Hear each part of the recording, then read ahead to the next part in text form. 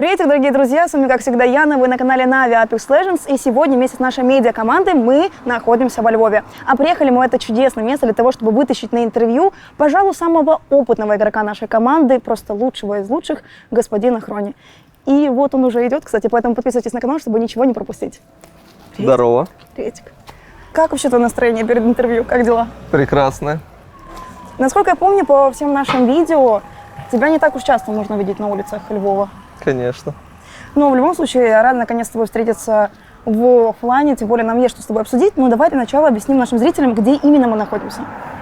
Мы находимся во Львове, в Франковском районе. Я тут жил и рос все свое детство и до сих пор тут обитаю. Есть у тебя какое-то такое самое яркое воспоминание из детства, связанное с этим районом? На самом деле нет. Все, что я делал в детстве, это ходил в школу и играл в большой теннис. И я вообще больше ничем не занимался. Ты профессионально занимался большим теннисом? Да. А как давно? Как долго? Ну, вообще, где-то с 6 лет. И когда универ начался, и вот эти все движухи, тогда забил. Угу. Не было желания снова вернуться? Или там иногда по фану покатать? А мы иногда катаем с братом по фану. У меня, старший брат, он, в принципе, меня привел в теннис, и с того времени у меня всегда любовь к этому виду спорта. Слушай, Саня у нас в интервью рассказывал о том, что когда он был маленький, он там бегал по качелям, по разным заброшкам лазил. Это выглядело не совсем безопасно. Было ли у тебя что-то такое подобное в детстве? Я думаю, такое у всех было. Всегда были какие-то там футболы, гаражи. Это, мне кажется, классика. Возможно, сейчас уже как-то не так, потому что есть интернет и вот это вот все. Но я еще застал, скажем так, те времена, когда все выходили на улицу, чисто выкинь мяч, давай поиграем и так далее. А как ты вообще познакомился с игровой индустрией? Кто тебя с ней познакомил и сколько тебе тогда было лет? Да как-то само получилось. У меня компьютер появился очень рано, и всегда за компьютером сидел брат, он на 11 лет старше меня. И, само собой, право компьютера было у него, как у старшего брата. И я просто сидел, смотрел, он постоянно в что-то играл, что-то там, иногда ходил в какие-то там локальные клубы, что-то играл, мне рассказывал, я тогда еще этого не понимал. Но потом, когда, скажем так, уже мне было там лет 13-14, там 1.6 был довольно-таки популярный у нас в стране, и я начал что-то поигрывать, что-то смотреть, понял, что есть такая-то движуха, там начал следить за лучшими командами, и как-то пошло-поехало. Потихонечку, по чуть-чуть. Бывают ли у тебя такие моменты, когда прям вот хочется снова поиграть вот в те старые игры, которые когда-то тебе так сильно нравились? Да. Очень часто такие. Во что катаешь? Да, иногда просто хочется покатать. Я не знаю, вот, например, сейчас мы про 1.6 я вспомнил. Вот я бы в 1.6 с радостью поиграл, там, если бы там собрать какую-то пачку из 10 человек, поприкалываться между собой. А так в сингловые игры, не знаю, в старый Марио я не играл в детстве, поэтому мне было интересно его пройти. Я даже где-то год назад его прошел, просто потому что мне было интересно. Реально прикольные, хорошие игры. Ты вот сказал о том, что ты стал интересоваться компьютерной индустрией, узнал про компетитив, про различные команды. Был ли у тебя какой-то такой момент переломный, когда ты прям осознал, что ты тоже хочешь быть киберспортсменом? И у тебя есть все для того, чтобы быть успешным в этой индустрии? Наверное, наоборот. Я никогда не хотел быть киберспортсменом, потому что я считал, что это, как все родители говорят, и люди постарше, что это, нестабильность, это риск. И у меня никогда не было задачи именно в этом всем быть. Но потом подвернулась возможность, потому что я просто много играл, мне хорошо получалось, и занесло меня сюда. Вот ты сказал, что ты много играл. Как относились родители к тому, что так много времени проводишь за ПК? Плохо, пока не начал выигрывать какие-то деньги. Мне кажется, это вообще обычная ситуация в любой семье, когда родители хотят, чтобы ты выбрал какой-то стабильный вариант в своей жизни. А киберспорт — это всегда риск, поэтому, слава богу, все сложилось. Как они уже сейчас относятся? Положительно. Сейчас вообще никаких проблем нет, наоборот, поддерживают. Хотя, не особо разбирается вообще в том, что это и так далее, но просто, поддерживают. А вот брат? Брат, наверное, поддерживал изначально. Он такой, если нравится, то делай.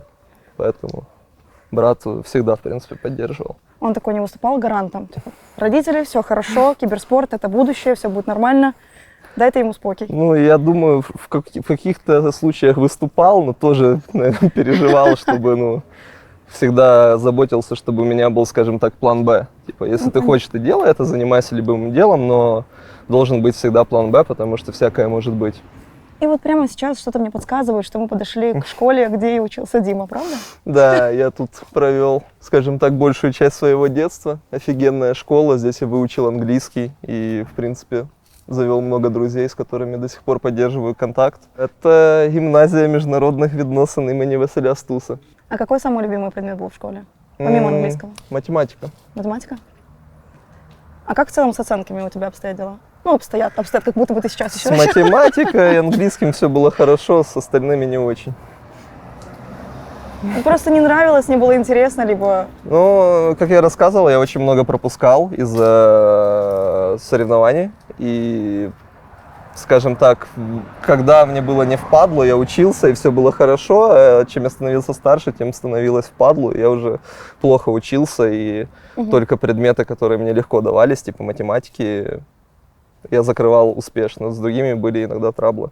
Просто есть такая практика, что преподаватели обычно очень лояльно относятся к спортсменам, они понимают, что у них соревнования, и они иногда закрывают глаза там, на какие-то пропуски. Так и было. Я помню, даже мне классная руководительница звонила, говорит, может, хватит прогуливать, давай приди на урок, потому что я иногда не только из-за спорта пропускал, иногда и прогуливал, поэтому всякое бывало. Но у меня хорошие были отношения, в принципе, со всеми. Было весело. Я прям представляю, как ты каждый день звонишь преподавательнице своей классной, такой, у меня сегодня турнир, и завтра турнир, и, может быть, в среду турнир тоже. Нет, там уже было по-другому, я уже ничего им не говорил, они знают, все, его нет, пофиг на него. Как бы, потом, блин, может, ты придешь, все-таки уже мне звонят. Такой, ну ладно, я приду, я все сдам. Прикольно, что тебе звонили преподаватели сами. Обычно не звонят родителям, типа такие, ваш ребенок не пришел на уроки. Алло, вы там видите вообще это или нет? Просто у меня в классе было 8 человек. Ну, вот так сложилось. И если бы я не пришла бы на урок, мне кажется, об этом бы знала бы не просто вся школа, а вся область житомирская, потому что там училась. Поэтому для меня такая странная история. А как часто тебя вызывали к директору? И вызывали ли вообще когда-либо? К директору никогда. Не было такого? Нет. Не шкодничал? Вообще никогда. А школьные драки, там, не знаю, какие-то, ну, может быть, протесты. Я в школе протестовала. Я была директором школы и протестовала. Это интервью обо мне вообще-то. Давайте. А почему ты протестовала? Ну, я протестовала против того, чтобы нам вводили единую форму, и нам указывали, как нам нужно одеваться, и мне казалось, что нам нужно давать больше свободы. И в джинсах нет ничего плохого, Слава Петровна. Я просто иногда не носил форму, и мне было пофиг. Вот из-за этого иногда там, ну, и родителям звонили, ну, были проблемы, но прям никогда не было такого, мол, придите в школу, там что-то вообще какой-то пипец творится. А вот... Всегда лояльно относились. Но мне кажется, мне просто повезло со школой. Прям очень, ну, учителя такие были прям максимально. Лояльно. Да, ну, как будто бы сами помогали тебе всегда. Очень добрые люди. А вот когда настал момент определяться своей будущей профессией, насколько тебе было сложно определиться, куда тебе дальше идти, и стоит ли вообще идти, если у тебя уже потихонечку получается в киберспорте? На тот момент я не думал о киберспорте, я просто думал, ну, я мог себе... У меня хорошие были оценки, потому что я очень хорошо сдал ЗНО, и я себе мог позволить пойти, в принципе, на бюджет куда угодно. Я выбрал компьютерные технологии в политехе. И, ну, я подумал, что это самый перспективный вариант, плюс у меня брат уже на то время работал там, отучился, зарабатывал хорошие деньги. Я подумал, что, ну, звучит прикольно, но на то время я еще думал, что я буду заниматься профессионально большим теннисом, и если, ну, вдруг у меня что-то не получится, я буду тренером по теннису, и у меня был выбор или идти в компьютерные технологии, или в, как это называется, там, где тренерами становятся. Коучинг. Не коучинг, но там, короче, какой-то специальный университет под это все есть, чтобы быть. Он так и называется, тренером. Специальный университет для людей, которые хотят тренировать кого-то другого. Да.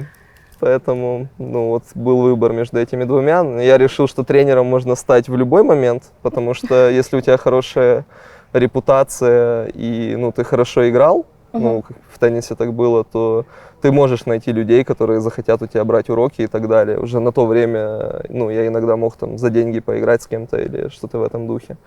А вот компьютерные технологии — это что-то, что реально надо учить, поэтому я выбрал компьютерные технологии. Ты вот сказал, за деньги можно с кем-то поиграть. Ты помнишь, как ты заработал свои самые первые деньги? Вот сколько тебе было лет и за что ты их получил? Ну, если это можно рассказать. Наверное, лет 12-13 было. Просто играл на деньги в теннис с кем-то. Обычно это были какие-то... Ну, есть люди, которые просто приходят по фану поиграть в теннис, там им уже там под 40 лет условно. Ну, я занимался этим профессионально. И, ну, они могут быть такие, типа, о, давай там сыграем ради интереса там на что-то. На интерес я никогда не играл, потому что мне было впадлу, поэтому я всегда заламливал какую-то цену, потому что я видел, что так делали ребята постарше, и ну, я всегда играл на деньги с такими людьми и обыгрывал их. Ну, они сами предлагали, поэтому я чувствовал себя прекрасно после этого. Я прям представляю, ты подходишь такой, ребята, на интерес, неинтересно мне играть, мне нужны деньги, бабки, давай мне бабки. Ну, чтобы ты понимала, в те времена, то есть я видел, как там люди приезжали и играли на машины, то есть там, ну, нереальные ставки были. То есть ты мог приехать в 12 лет на автобусе, а уехать уже на тачке? Ну, мне кажется, я бы не рискнул. Я все-таки играл на что-то, что у меня есть.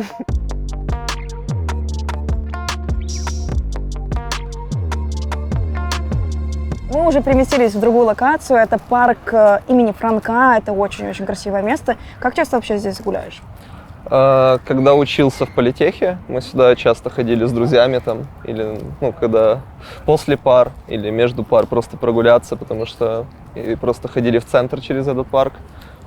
А с того времени, как я не учусь в универе, я тут бываю очень-очень редко. Угу. Кстати, как отреагировали родители на твое решение вот бросить универ? Нормально, на самом деле. Мне кажется, они уже тогда были в таком состоянии, делай, типа, что хочешь, и все будет нормально. А какие еще у тебя есть любимые места в городе? Вот где ты можешь выйти прогуляться, либо, не знаю, там, отдохнуть? Ну, вот там, где мы были, возле школы, там есть озера и парк небольшой. И обычно, когда на районе гуляешь, то всегда там, потому что это единственное такое место спокойное, где можно посидеть на лавочке, потрындеть. А если обычно приезжает кто-то с других городов, то всегда идешь в центр, потому что, ну, во Львове центр — это прям рай для туристов, и просто в любое заведение идешь на улице, первое, которое видишь, новое, не новое, просто заходишь, пробуешь, посидел там, пошел в следующее и так далее. Мне кажется, это вообще классика. А вот, кстати, какую ты кухню предпочитаешь? Любую, я вообще всеядный. А есть что-то такое, что ты не ешь ни при каких обстоятельствах? Нету такого. Раньше я, когда был маленький, я не любил грибы. Но с возрастом попробовал, мне, в принципе, понравилось. А вот там, к примеру, холодец. Да съем. Не особо фанат, но какая разница. Это хайлайт этого интервью. Ну, как бы холодец, я съем. Не особо фанат, конечно, но, в принципе, очень даже Но неплохо. я такой человек, что-то передо мной поставить, я съем. Тут без шансов. А обычно ты предпочитаешь доставку, либо, ну, домашнюю кухню? Сейчас, с начала войны, я живу с мамой и дедушкой. И я предпочитаю домашнюю кухню, вообще кайф. А когда жил один, то обычно это доставка. А если сам что-то делаю, то это прям самые примитивные, там, пельмехи, макарохи и так далее. Что не варится пельмени, что не жарится, то яйца. Ну, в принципе, ты любишь сам готовить вообще? Или для тебя это просто вот... Очень впадло. Но когда, знаешь, даже вот самый... Вот обычно, когда с универа приходишь домой, там погулял ночью, просто с холодильника все что угодно берешь, кидаешь на сковородку, жаришь, и ты такой думаешь, это я офигенный повар, это я замутил. Вот такое чувство есть, конечно, но А бывают такие штуки, фанат. что такой, так, я начинаю готовить, вот так вот, нужно соль посыпать, чтобы не, красиво. что там по рецептам или что-то пытаться, нет. Главное в конце петрушку бросить, Да, чтобы было красиво. что ж для любви, да. И все.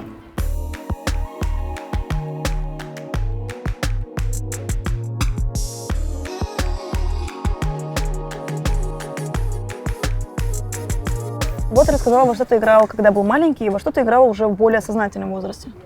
Я вообще играл во все игры, в принципе, потому что, ну, я просто был геймером. Мне нравилось сидеть с друзьями во что-то играть. В основном это было 1.6. Наверное, я больше всего играл. Но когда мне было не с кем играть, ну, то есть, условно, ты поиграл с друзьями в 1.6, и потом ты остался один там вечером, все разошлись, и там ты или залипаешь в какой-то сингл, или там играешь в какой-то StarCraft, Quake, то есть такие более соло-дисциплины. И как-то так. Я слышала, что ты все время занимался скинами в КС. Было дело. Насколько это была вообще прибыльная штука? Это, наверное, был самый удивительный период, когда я понял, что можно зарабатывать деньги, не прикладывая вообще никаких усилий, как мне казалось. По сути, просто мне некоторые люди рассказали, что это возможно. Я начал просто изучать, что как работает, цены, рынок, как выводить эти деньги можно. И я просто начал этим заниматься, и в соотношении, сколько ты на это тратишь времени и сколько ты получаешь денег за это, я посчитал, что это очень выгодно, и я всегда там уделял несколько часов в день скинами, обмену, трейдингу, продаже и т.д. и т.п. И это был примерно 2014 год, ну или когда добавили скины в CSGO. И это было невероятно выгодно и прикольно. А тогда почему ты перестал? В 2016 году примерно, когда вышел Overwatch, уже это было очень невыгодно, потому что весь рынок скинов это были просто боты. И все было автоматизировано, и профит... с каждым месяцем профита было все меньше и меньше и меньше. Я думаю, сейчас можно этим заниматься, но профит будет вообще незначительный. Давай с тобой тогда обсудим Quake, потому что это просто огромнейший пласт твоей киберспортивной карьеры. Даже сейчас, будучи действующим игроком команды по Апексу. Расскажи вообще, как начался твой киберспортивный путь именно в этой дисциплине? Был Quake Live. Я просто в него начал играть, потому что в один из вечеров мне было не во что играть. Я подумал, какие есть игры, где можно поиграть одному. И выбор пал на Quake. Я просто начал играть в Quake, всем проигрывать подряд.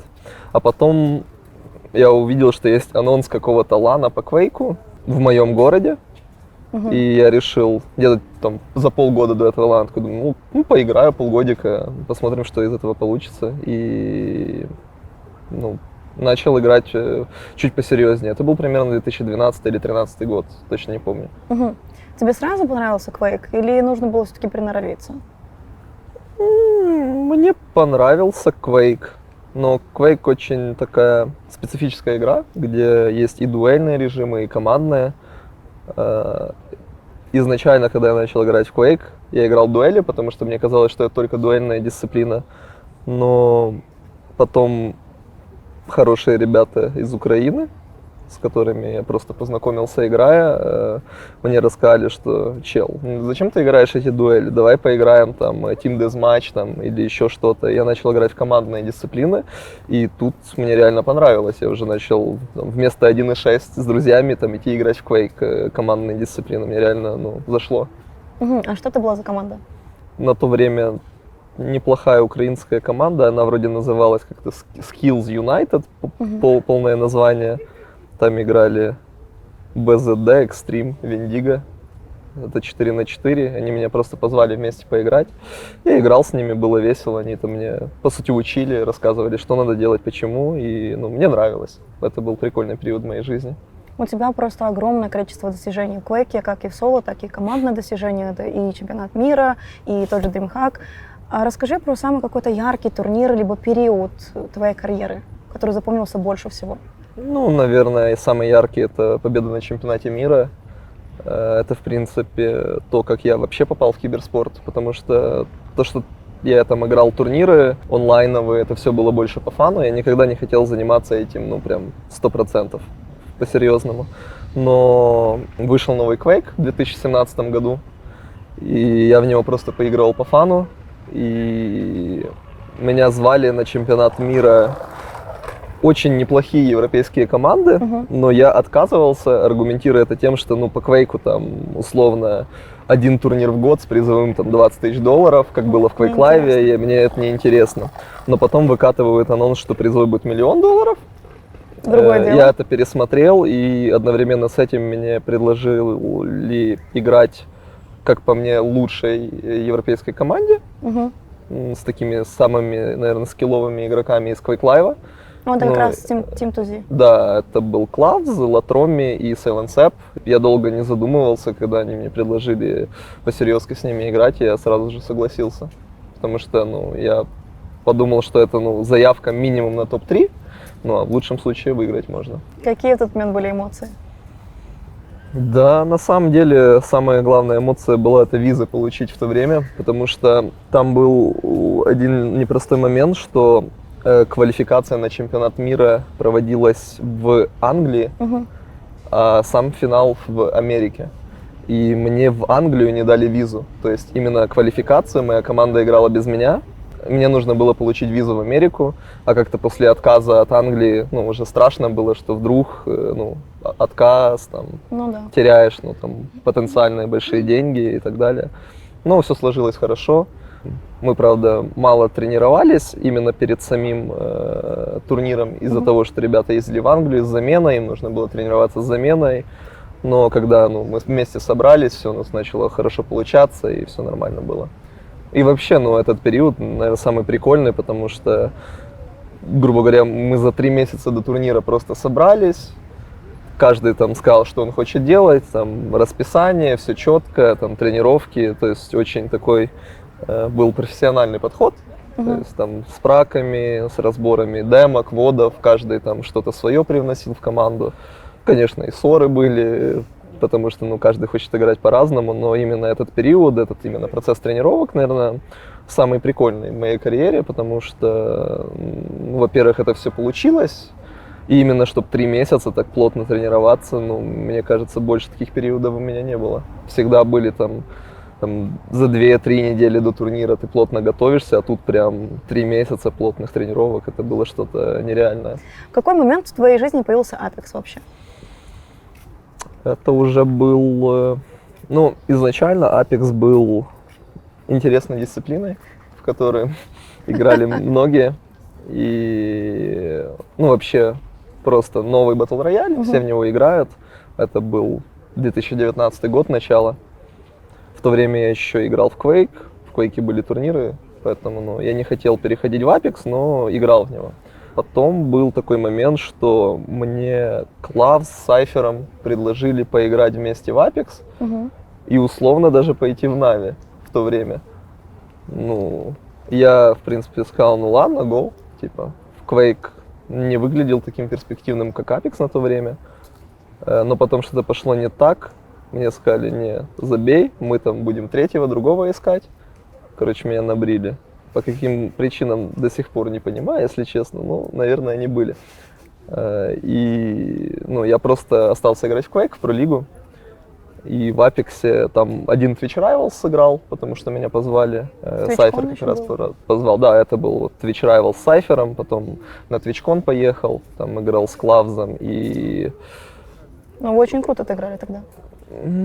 Так, у нас должен был быть Дезертук третьим, и он нам сказал в день, когда мы уже были в Германии, что он не получил визу. Он решил до последнего молчать, так расскажу уже. Но он говорит, что типа, успеет, дадут там паспорт, нам вернут. Но не успели, я так понимаю, и мы играли с третьим. На тот момент вроде бы это был игрок Нави по Rainbow Six. Тоже приятный человек из Германии, мы с ним повеселились. Он, конечно, не особо с Апексом был знаком, но мы все равно прикольно поиграли, весело провели время, там даже какие-то деньги выиграли. Это был прикольный ивент, мне понравилось. Вообще атмосфера TwitchCon и так далее. Я на следующий TwitchCon даже купил билет и хотел поехать, но ковид случился и все отменили в 2020 году. Вот чем именно тебя зацепил Apex после такого динамичного и быстрого Quake'а? Да, я бы не сказал, что Quake супер динамичный и быстрый. То есть для меня, это нормально. Я не считаю, что это там прям сверхскорость и так далее. Я не оцениваю так игры. Но Apex тоже, немедленная игра. И она довольно-таки примитивная. И иногда просто по фану я поигрывал в нее. Я бы не сказал, что она меня там чем-то зацепила, что я сидел, задротил. Просто так сложилось, что в один момент вышел Valorant, люди из Apex поуходили, меня по приколу позвали сыграть чемпионат Европы. Я с практикой несколько дней почему-то его выиграл, потому что это, наверное, Battle Royale, и как-то все получилось. Расскажи о том, как ты познакомился вообще с Аней и с Врубом. Просто тогда перед чемпионатом Европы мне вроде бы Саня написал, мол, если что, сможешь сыграть там ЛГС со мной, с Вругбом, тогда-то, тогда-то. Я там сказал, вроде бы смогу, вроде бы там про-лиги нет в то время. А вы И до этого всё. общались или это было просто Не, первое я общение? вообще с апексерами не общался. Ну, только с теми, кто пришел там условно из других дисциплин. То есть я ну, с Клавзом общался, с Нэшем, потому что он из Overwatch тоже. С Макс Стрейфом тоже общался в то время. А именно и с большинством я вообще ну, не знаком в принципе. Ну, иногда, может, там ранкет играешь вместе, но именно какого-то общения нету. То есть, по сути, знакомство произошло незадолго до 5-го ЛГС, где Да. вы заняли первое место. Да, по сути, за 2 дня до этого, когда там, ну, первый практис вместе. Мгм. Какое было первое впечатление вообще о ребятах? Сразу ли они тебе понравились? Да как-то особо не помню. В то время, ну, довольно-таки стрессово и тяжело играть, потому что, ну, ты просто думаешь, как бы, ну, не заруинить игру, потому что ты ничего не знаешь, и ты просто, ну, сидишь, ничего не делаешь, ждешь, когда что тебе скажут делать. И, ну, я просто спрашивал, а что мне делать, куда мне там ставить ульту, куда ставить заборы и т.д. и т.п. Особо там не задумывался о характере, ни о чем, но там было пару моментов, когда, скажем так, я помню, мы тогда в финале, тогда в игре не было реконнекта, я даже не уверен, или он сейчас работает в игре. У нас Саня вылетел, и мы там в дуо играли, и все равно, знаешь, не было такого тильта, что ты играешь в дуо, а все равно пытаешься держать, ну, морально. Вот такие моменты, мне кажется, важно, чтобы команда функционировала. Поэтому в этом плане нормально было все с ребятами. Мне кажется, вообще самое важное в команде, что когда что-то не получается, не было какого-то, ну, фулл тильта. Надо, чтобы как-то друг друга подбадривали так или иначе. А расскажи о том, как ты стал игроком Luminosity Gaming. Когда мы выиграли чемпионат Европы с Вругбом и Саней, ну, как чемпионат Европы, ну, это самый крупный турик в Европе на то время. Там они были там раз там, в пару месяцев, условно. Мы потом на следующем взяли топ-2, и после этого мне ребята сказали, мол, нас позвали в Luminosity, надо идти, но тебя не позвали. Я такой, ну ладно, я к этому нормально отношусь. Есть одна небольшая ремарка, нас позвали с Саней. Да, но я к этому нормально отношусь, потому что, ну, на то время я понимал, что, ну, ребята меня позвали, по сути, без опыта, без ничего, поиграть по фану турнира. Я и так зафармил денег, что-то выиграл, чему-то научился, ну, и ребят позвали на что-то более перспективное, типа, ну, удачи вам, ребята. Но, ну, я начал там играть со своими другими друзьями, а ребята пошли в Luminosity. И у них там были не очень результаты. Они набрили к Саню и взяли меня потом уже спустя какое-то время. И вначале у нас были неплохие результаты в Luminosity. Мы там что-то там брали, но не выигрывали, но высоко занимали какие-то места. Потом был спад, мы ничего не выигрывали и нас набрили. Как-то так. Вот Luminosity Gaming говорит о том, что, ребята, мы уходим из этой дисциплины, дисбанд состава. Что вы делаете дальше? У нас был слот на чемпионат мира условный, который должен был пройти на лане. И мне кажется, Luminosity ушли, когда они узнали, что это будет не лан. Мне кажется, вообще многие команды тогда ушли, потому что сказали, что вместо лана супер крупного будет просто онлайн-турик на 40 лучших команд региона.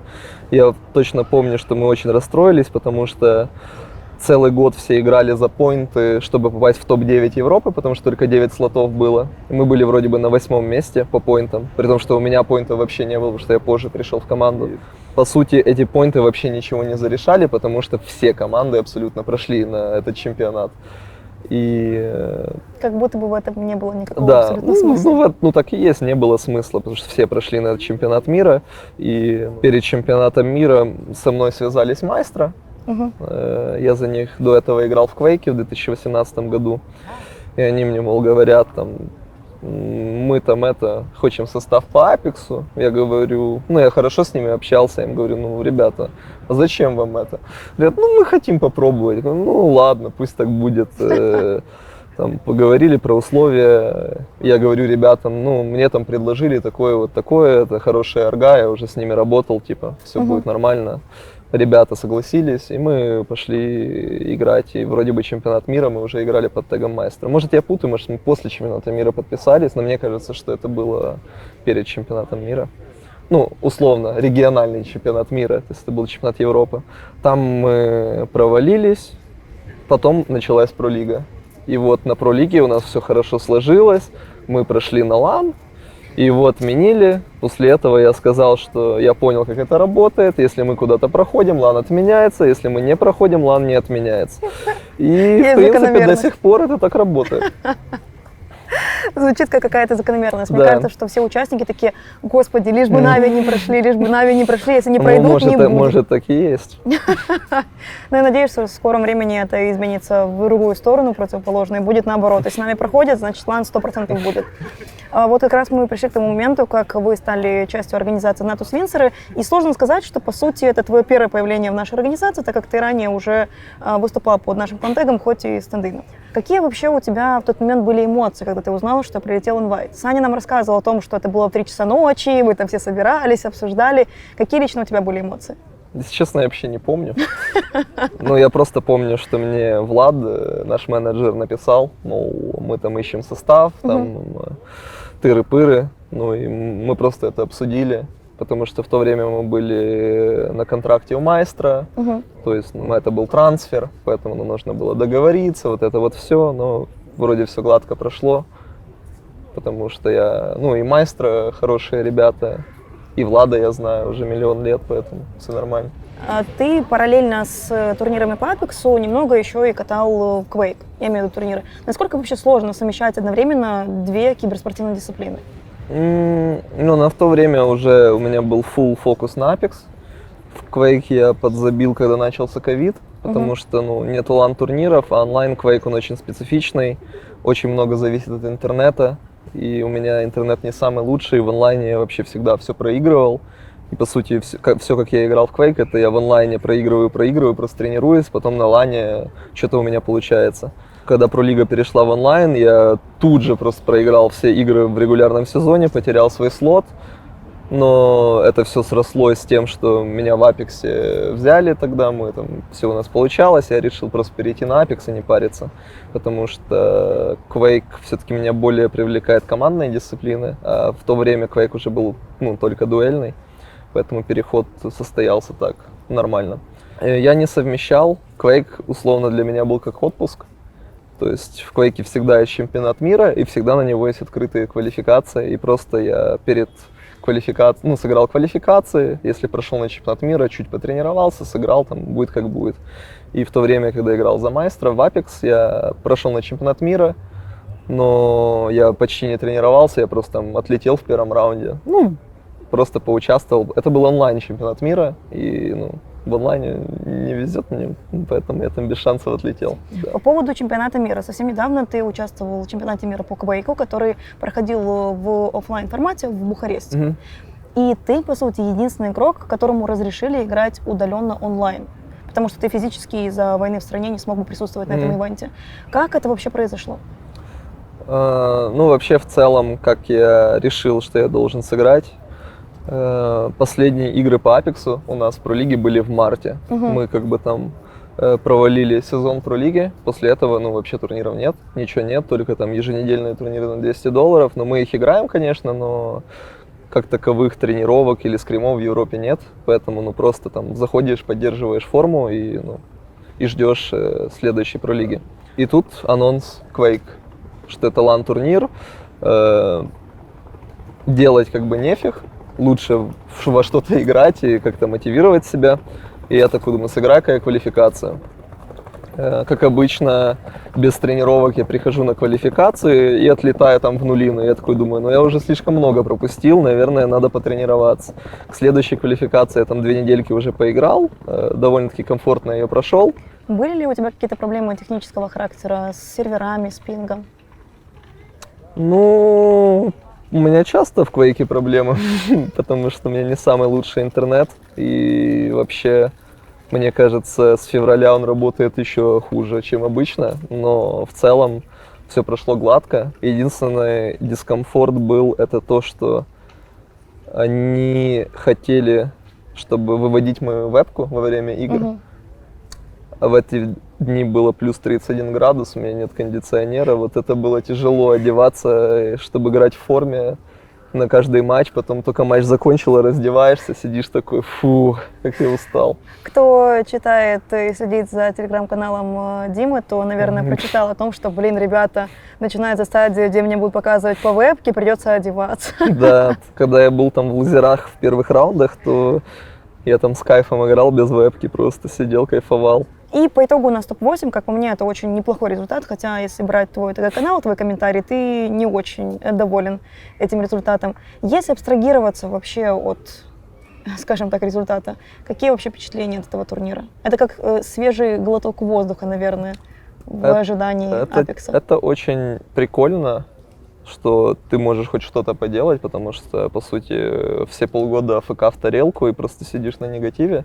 Это такой лучик хоть какого-то компетитива, хоть какой-то возможности что-то поделать, отвлечься. Но все равно обидно. Там видишь фотки игроков, игроки тебе пишут, типа, обидно, что ты не с нами.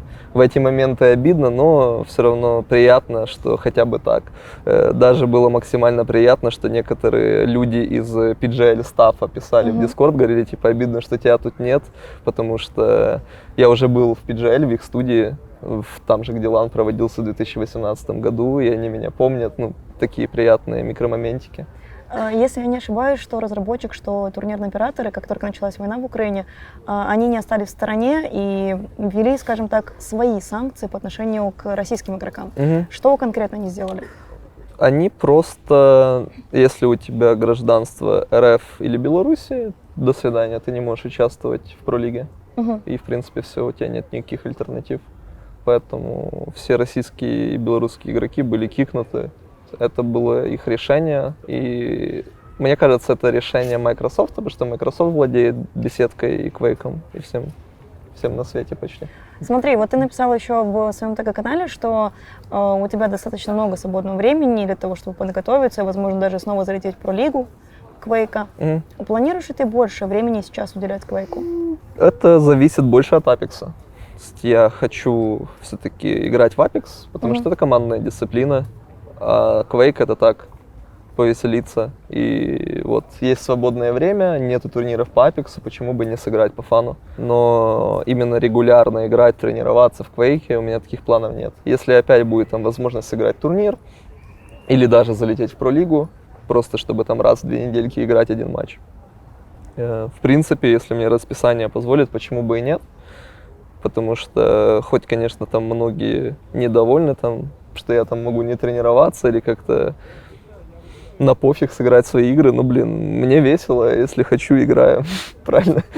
Не, это все должно быть в удовольствие. Да. То есть, выбирая между двумя этими киберспортивными дисциплинами, Апексом и Quake'ом, ты все равно отдаешь предпочтение именно Апексу? На данный момент, да. Но условно, если Quake был бы командной дисциплиной, может, я бы больше думал о Quake'е, потому что командная дисциплина — это просто прикольно, потому что тренировочный процесс, он очень интересен для меня. То есть мне важно не столько там турнир, а столько как ты готовишься к турниру, как ты там общаешься с тиммейтами. Вот эти воспоминания, наверное, намного приятнее, что ты можешь потом вспомнить, как вы там это сидели, там ночами что-то обсуждали, спорили, это вообще офигенно. В своем телеграм-канале ты репостнул пост в Ругбу о том, что вполне возможно следующая пролига пройдет в таком же формате, как и предыдущая, то есть 6 игровых дней, и вполне возможно будет 40 команд-участниц.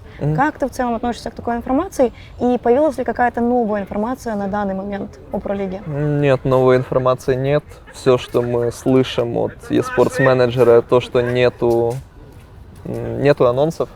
То есть мы переносим анонс, нам обещали анонс еще там месяц назад, и каждый раз нам говорят, на этой неделе не будет анонса, на следующей неделе говорят опять, не будет анонса и т.д. и т.п.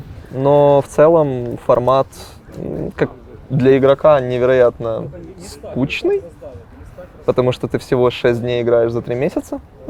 А как игрок ты всегда, условно, если ты провалил один день, ты хочешь отыграться. Ты хочешь, блин, я хочу сыграть сразу следующий день и отыграться. А у тебя нет такой возможности, тебе нужно ждать условно 2 недели, чтобы сыграть опять. И ну, это не очень приятно. Например, в марте Пролига, которая шла просто 6 дней подряд, мне намного, хоть мы ее и провалили, но мне понравилось ее играть, потому что ну, ты просто каждый день играешь, отстрелялся и уже спокойно на душе, а так ты 2 недели ждешь, там, надеешься, что эта команда провалит, которую тебе нужно обогнать. И, ну, это как-то, скучно для меня. Вот, имея, по сути, скажем так, 2 киберспортивные дисциплины, есть ли у тебя вообще свободное время на какие-то другие увлечения сейчас? Что-то посмотреть, катнуть в какую-то другую игру? Да. Ну, для меня отдых — это, наверное, да, катнуть в другую игру. Я люблю там постримить в какую-то фигню, позалипать в какие-то платформеры или еще что-то. К примеру, Super People.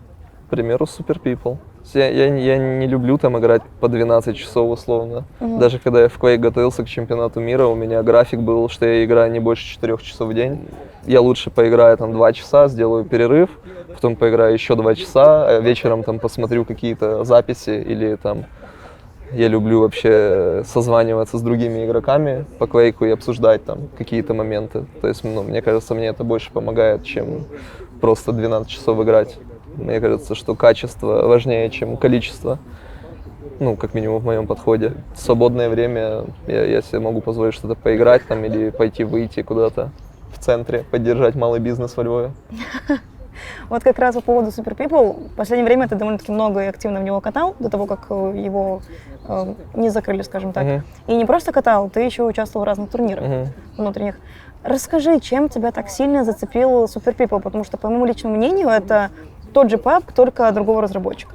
Ну, короче, в прошлом году, где-то зимой, вроде бы Вруг меня позвал поиграть в эту новую игру, в Super People, по фану. Но мы пошли играть, там еще с нами был Нэш и Шими.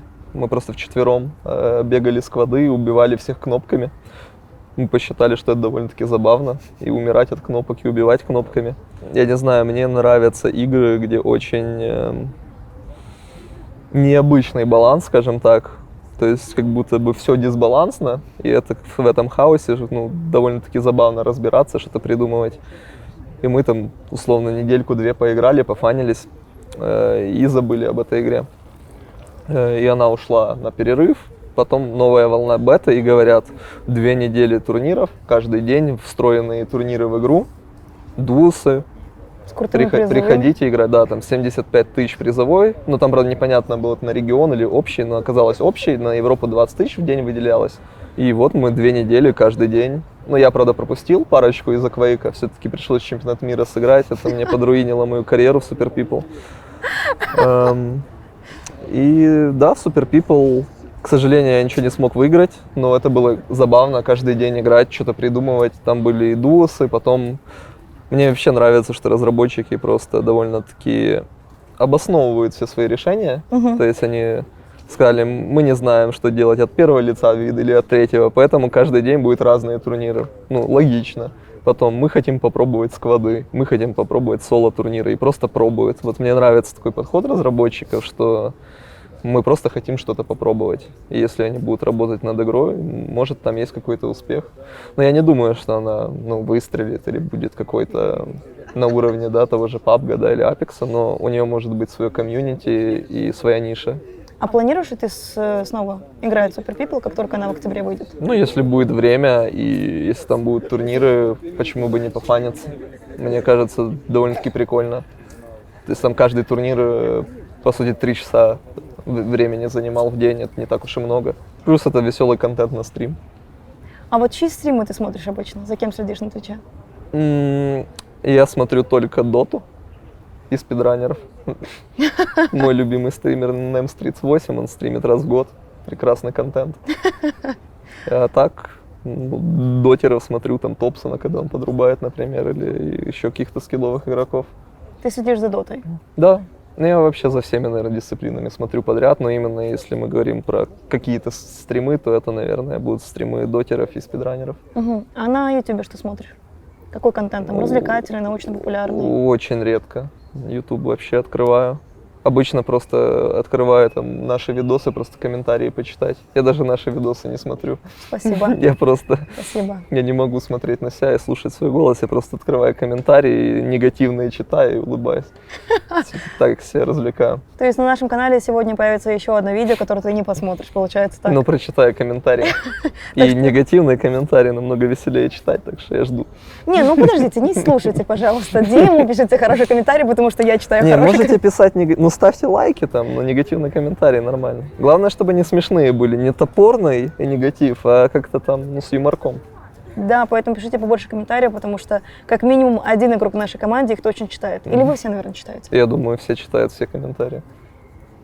Как я написала в Ругбу, типа, снимешь, пожалуйста, этот туториал по какому-то герою по Октейну. Он такой, я почитала комменты, я не буду. Так что, знаете, если какой-то контент не выходит в нашем канале, это потому что мало Это по комментариев. вине Вругба. А какие фильмы обычно смотришь? Какой жанр А предпочитаешь? я вот очень мало смотрю фильмы, но это вообще такой парадокс. Я, ну, если я что-то сяду смотреть, это сериал или фильм, я вообще с кайфом смотрю. Но именно сделать первый шаг и открыть это и посмотреть, это невероятно сложно для меня. Я вообще это, ну, мне просто впадло. Еще выбрать надо. Да, да. То есть Серьезно? у меня иногда есть период, когда, ну, максимально впадло. Обычно такой период, когда болеешь чем-то, что тебе даже впадло в игры играть, ты просто лежишь. Вот тогда я что-то могу посмотреть. Но обычно я люблю, наверное, триллеры какие-то. Но я последний фильм, наверное, смотрел год назад. То есть я вообще ничего не смотрю. А какой самый крутой триллер ты смотрел? Какой можешь посоветовать нашим зрителям? Вот такой вопрос невозможно. Ты просто не помнишь, как будто бы ничего не смотрел. Я могу просто сказать последние фильмы, которые я смотрел. Давай фильм, который не нужно смотреть точно. Вот ты посмотрел, такой думаешь, блин, минус 2 часа моей жизни просто в никуда. И мне кажется, даже самый всратый фильм, ты смотришь с улыбкой и думаешь, блин, это настолько плохо, что даже хорошо. У меня нету прям такого отношения, что я бы никогда не смотрел. Даже самые там тупые комедии. Я могу это схавать. Я как вот тут ем все, смотрю, тоже могу любое говно посмотреть нормально. И вот на такой вот позитивной ноте мы и заканчиваем наше интервью. И в конце уже по традиции ты можешь сказать пару слов фанатам, болельщикам и всем тем, кто прямо сейчас смотрит это интервью. В какую камеру смотреть? Отлично. Болейте за нас, подписывайтесь, пишите комментарии любые. Я все прочитаю, лайкну, вообще кайф. Поддерживайте нас. Поддержка нам очень пригодится, чтобы в пролиге победить. Хотелось бы, конечно, победить, и чтобы лан тоже состоялся, и все будет хорошо. Спасибо вам огромное. Дим, тебе огромное спасибо за это интервью. Я кайфанула нереально. Надеюсь, что тебе тоже оно понравилось. Друзья, вам огромное спасибо за просмотр. Пишите в комментариях, что думаете по поводу предстоящей пролиги. Ну и, конечно же, подписывайтесь на канал, чтобы ничего не пропустить. Ну а с вами был канал Na'Vi Apex Legends. Дима, Яна. До скорых встреч. Пока.